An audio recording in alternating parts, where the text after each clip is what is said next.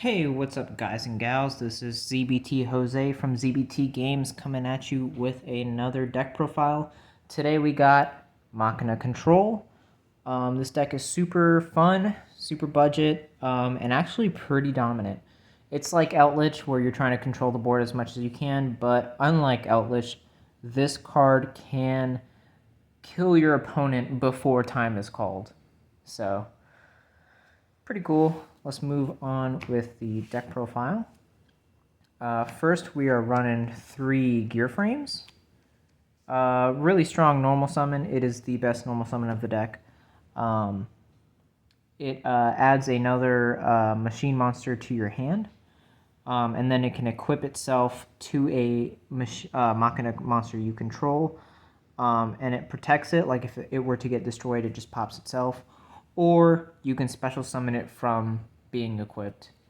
So not bad. This will search you your Unclass Bear, and then Unclass Bear will special summon itself. And then we got 2 Machina Metal Cruncher. You can normal summon this card for an attack reduction to 1800. Not bad. And then your opponent you randomly reveal 3 cards, 3 Earth Machine monsters to your opponent, and they randomly add 1 to your hand, and then you shuffle the rest of your deck. You don't have to show your opponent which card they added for you. You just have to show them the revealed monsters, like the revealed 3 monsters. So that's pretty cool, because they don't know which one, they added to your hand. Unless you go like Metal Cruncher and then you reveal 3 gear frame, then obviously they know what you got.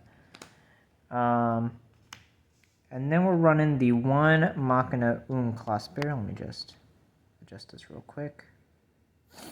The 1 Unclass Bear, really good. It special summons itself from the hand when it is added from the deck to the hand. It locks you into machine monsters, but it also dumps a machine monster, so that's pretty cool. Machina Air Raider, it's usually just another name, but you can discard 1 card to special summon it, and then on your opponent's turn, target a machine monster, and then you can special summon from your deck another Machina monster with a different name and equal to or lower level, and then it destroys the targeted monster. Usually I like to target itself to destroy itself. So pretty cool. And then we are running 2 Machina Fortress. Amazing card. Special summons itself when you discard a Machina monsters whose total level equals 8 or more from the hand or graveyard, so that's pretty cool. And then if this card is destroyed and sent to the graveyard, it pops a card on the field. And then before resolving an opponent's monster effect that targets this face-up card, you can look at your opponent's hand and discard 1 card from it. So pretty cool. You get full hand knowledge and you get rid of a card in their hand, so cool. The 1 Machina Citadel. This is your main monster of the deck. This is what is going to keep you in the game, basically. It recurs itself from the graveyard anytime a machine monster is destroyed. And then it can target another machine monster you control, or itself, actually, and destroy it. It also destroys cards on your opponent's field with less than or equal to attack than it. So pretty cool. The other boss monster of the deck, this one's a little harder to get out, but when you get it off, it's so good. Must be special summoned from your graveyard by banishing machine monsters whose total level equal 12 or more. When your opponent activates a card or effect during the battle phase, quick effect, you can pay half your life points, negate the activation, and if you do, halve your opponent's life points. Then if this card is destroyed by battle or by card effect, you can special summon up to 3 of your banished Machina monsters whose total level equals 12 or less. So this card is a house. Usually if they won't activate anything during the battle phase because they'll just be too scared of this card, but if they do, you have your life points negate it, have your opponent's life points negate it, And this card is 46 and 41, so most likely going to be game. And then to protect our back row, we are running the 2 Lordly Heavenly Prison. Amazing, protects all your set cards. And then if a trap card is activated, it special summons itself while it's revealed. And then you get to set a spell or trap directly from your deck. Usually I like to set like a Pot of Extravagance because they'll know that card is going to be problematic for them, just letting me draw 2 cards at the beginning of my main phase. So they'll usually try to pop that, and it'll protect like the rest of my back row if I have to special summon this out first. But usually I like to summon it out after I am done like activating all my spells and traps. This is like the last thing you summon, so. 2 Machina Redeployment. It's like a double Rhoda if you discard a card. You're not really gaining any real card advantage, but you are searching like your main combo pieces, so pretty cool. And then we are running the 3 Pot of Extravagance. Start of the main phase. Just banish 6 of your extra deck. You don't really care about your extra deck in this deck. There's only a few cards that really matter. And even at that, you don't really go into it. But you're always going to be banishing 6 to draw 2, because who doesn't want a Pot of Greed? Just note that if you want to activate Machina Overdrive in the same turn, like the banish effect to draw 1, you won't be able to because it locks you out of drawing for the rest of the turn. The 1 of Called by the Grave, run it in any deck you can. Super strong when you draw it. If not, you know, it's a 1 of. Who cares? 1 Machina Overdrive. This card is nuts. You just target 1 machine monster you control, special summon another machine monster with a different name from your hand or deck, and if you do, destroy the targeted monster. This special summons any Machina monster you want and destroys the Machina monster you have on field, and will summon out, if you have the Citadel in the grave, it will summon out the Citadel because a machine monster was destroyed. Then you can banish this card from your graveyard and target 3 of your machine monsters that are banished and or in the graveyard and shuffle them into the deck, and then you draw 1 card. Pretty cool. You can only use each effect once per turn and only once that turn, so it is a hard once per turn. Then we are running 3 Dogmatic Punishment. You don't care that this card locks you out of the extra deck because you are mainly using it on your opponent's turn, and if you have to use it on your turn, who cares? You have big beat sticks that can beat over pretty much anything in the game. But super strong. Usually you send Entis or, you know, Wind Pegasus. You could even pop your own stuff, which is really cool. 3 Torrential. Like I said, popping your own stuff is great. Torrential Tribute is good. Usually try to do it on their last summon. So you can Torrential and then bring back your Citadel, and then they have no cards and you have a Citadel, so super strong. 3 Compos. You mainly want to do their normal summon. Activate this on their normal summon. It usually stops their turn. Or you can do it on like after DPE declares effect, you chain Compulse and you know, you get rid of their DPE.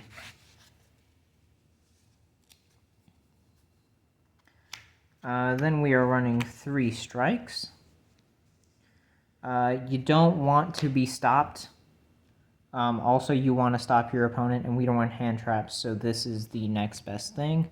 Paying 1,500 doesn't really matter when you're closing out games as fast as you are with this deck. Yep. 3 Ice Dragon's Prison. I just got this card, so I haven't had a chance to test it out fully. The idea is that you want to banish like things of the same type. because most decks are pretty tribal right now, unless you're running into like Based or the Sad deck, whatever it's called. But Ice Dragon's Prison, in theory, is really good. I see people running 2 or none at all. So I decided to try it out. Let me know what you guys think in the comments. But I feel like this is a good inclusion into the deck. Then we are running 3 Skill Drain. Thank you, Konami. This not only makes this deck playable, it makes so many other like control-based rogue decks so much more playable. It's not that fun for your opponent, but hey, it's really fun for you to watch them go through physical pain. Yeah. Onto the extra deck, we are running 3 Gear Gigant X. Usually 1 or 2 of these will get banished off of Xtrav, but it's not bad. You're mainly just adding a Machina gear frame to your hand.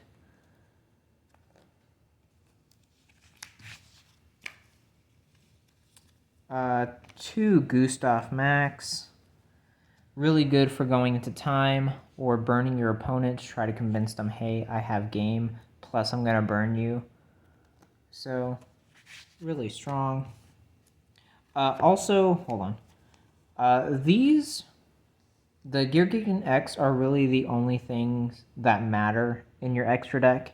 Everything else is fine if you banish it off of Xtrav, or if you end up using it for dogmatic punishment targets. The one Rail Cannon Superdora, sorry, these names are really hard to pronounce. It's just a big booty that can sit on the field. So that's pretty much it. It's also unaffected by everything except for itself, which is funny. One Super Rail Cannon Juggernaut. Why did I decide to pronounce all of these now? One Labe. It's also another big booty that can sit on the field until you draw your cards that you need. The one Zeus for the off chance that you do decide to attack with any of these. Xyz, also the one Drill Driver Vespinato to go with it. Like I said, Unclass Bear locks you into machines.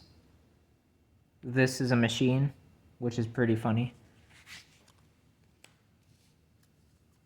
The one Wind Pegasus at Ignister, usually it gets banished. You don't really care if you see it, but if you can use it, use it. It's good protection. The one Psyframe Lord Omega, same thing. Use it when you got it. If you don't, who cares? The 3 Entis, this is another card that's pretty important, but you're usually using this for your punishment targets, so yep. Pop your own stuff, pop your opponent's stuff twice. It is fun times all around here. The one 5k dogmatic punishment target. Run whatever 5k, or I don't know if there's any higher than 5k right now, but run the biggest one you have because access code is a problem sometimes. And then the side deck. The side deck isn't going to stay the same. There are a few spice cards in here, so let's just get into it. The one Lord, usually side this in when you know your opponent is going to be siding heavy for the back row. The 2 Lancia. This will come up against like Dragon Link or other decks that banish to use things. Or if you get evenly matched, you chain Lancia. Keeps you in the game. 3 Raigeki. This is going second, trying to deal with people's boards. If they negate the first one and you have the second one, it's not once per turn, so hit them twice with a Raigeki. 2 Shared Ride. This is a weird one because it is a going first like quick play spell. Slide this in when you're usually going first. Usually at like game 3 when I know I'm going first. Because that'll be the only guaranteed like first turn that you'll have. Unless you lose the first game and then second game, side these in. But ideally you set this and then you let your opponent go full combo. Well, activate this and let your opponent go full combo. It's basically max C. It's really good. I would play another one if I had one. But for now we're just playing 2. This is going to be weird, but we're running 2 bribe and 1 judgment. I would run 3 judgment. If I had 3 judgment, I just have the 1, and I would run 3 dark bribes if I had 3 dark bribes and not the 1 judgment. So it's a little awkward, but just know either 3 dark bribes or 3 judgments. It's up to you. The one evenly matched, like I said in my last video, this is the only one I pulled. I don't feel like buying another one. We run a tight budget on this show, so, the one evenly matched does work for me. I draw it every time I sight it in, so just get good and draw it, I guess. 3 Witch's Strike. This is the spiciest card that you have at your arsenal. It is pretty cheap. It's only like $6, I think. Maybe cheaper at the moment of recording this. So, yeah, if they negate a normal or special summon or the activation of a card or of an effect, you destroy all cards your opponent controls and all cards in their hand. When you activate this, the scream of agony that comes over your opponent is so rewarding. Like, play this just to, like, if you have skill drain and then you flip like a Witch's Strike or something, just hearing them cry after the match is so worth it. So worth it. Especially when you can build this deck for like under $100. Anyways, that is it for the video. I hope you enjoyed. Leave a comment down below. Make sure you like, share the video. Don't turn on post notifications because I don't post enough for you to do that. And I also don't like getting messages myself when I turn on post notifications for other ones, so I don't care. Let me know what you guys think about the deck. Let me know about other budget decks you would like to see. I'm thinking about making a Cosmo deck profile because Skill Drain is just too good. I also have other decks in the works. Thinking about running a deck profile for Magic, but those are going to be longer videos. So we'll see about that. Keep me posted. With that, I will see you guys in the next one. Bye.